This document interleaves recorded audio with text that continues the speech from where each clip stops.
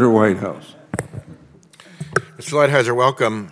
Since you're talking about fisheries, we are headed for a planet that will have more plastic waste in the oceans than it will have swimming fish by 2050 if we keep things up. And with the very energetic support of Senator Sullivan of Alaska, the Congress passed the Save Our Seas Act on marine plastic debris. It passed in the Senate unanimously. When we went up to the Oval Office for the bill signing, the president lamented what he called, I think, other countries using our beautiful oceans as their waste dumps or their landfills. I don't remember the exact word he used, but the president was quite engaged on this. So you've got bipartisanship, you've got the support of the president, and I think we actually have a win-win here because most of the plastic waste flowing into our oceans comes from 5 countries, 5 Asian countries that have been identified, and 90% of it comes from 10 rivers, which provides a really specific focus for various methods of trying to avoid it.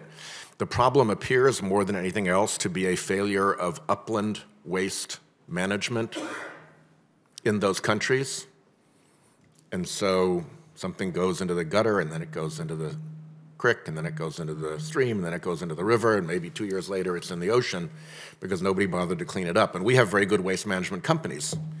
So because this is an overseas problem, we hope very much that and because it has the president's support, we believe, we hope that you'll be leaning in with these other countries in the trade discussions that you have with them to try to get them to clean up their act on their own upland waste management, because we pay the price of plastic-fouled seas, and they get the benefit of not having to have their businesses and their people pay for cleaning up their waste the way we do.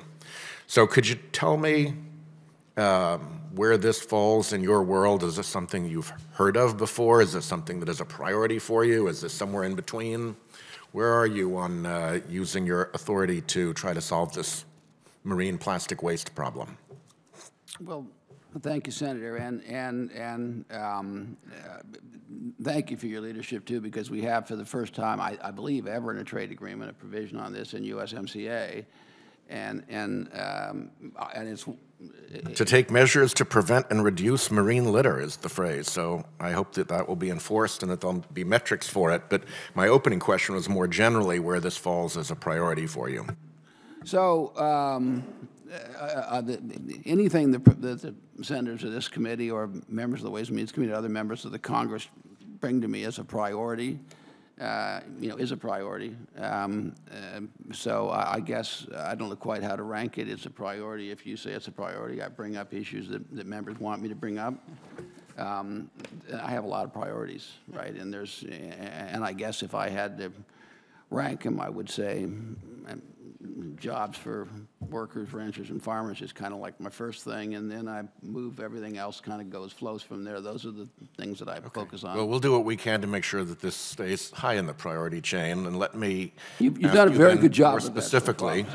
Well, Senator Sullivan has done a really good job. I want to give him credit because he has access to more doorways in the administration. He has spoken to me about it. And he's knocked on virtually all of them.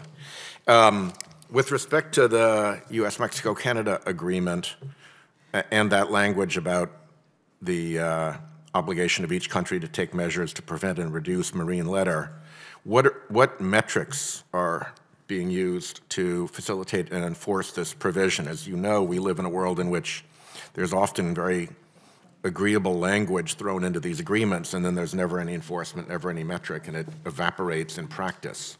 What is the metric that will drive that prevent and reduce marine litter provision? Well, I would say, first of all, that it is important that we, in fact, have it in here and that we pass USMCA. So I'll make that pitch because people will be disappointed if I didn't. I would say, I think realistically the way this is going to have to be enforced is like a lot of other provisions. That is to say, people for whom this is a high priority are going to have to come to me or to the USTR and say we have a problem, we have an enforcement problem, and then I'm going to have to bring consultations first and then go through the dispute settlement process with both countries.